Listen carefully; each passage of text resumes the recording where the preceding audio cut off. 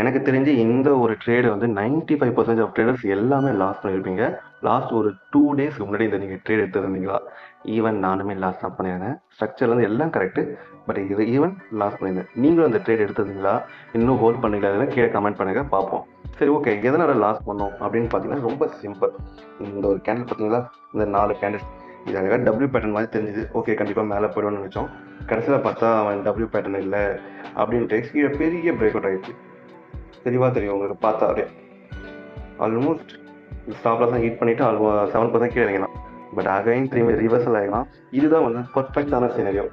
எப்போ ஒரு ட்ரேடு வந்து ஸ்டாப் லாஸ் ஹிட் பண்ணி ஸ்ட்ரக்சர்லாம் ஃபெயில் ஆகிட்டு திரும்பி கீழே போய் திரும்பி அகைன் அதே ஸ்டேஜ் வரனா அவன் கண்டிப்பாக பை பண்ண போகிறான். ஏன்னா பையர்ஸ் வந்து ரொம்ப ஹையராக இருக்காங்கன்னு அர்த்தம்.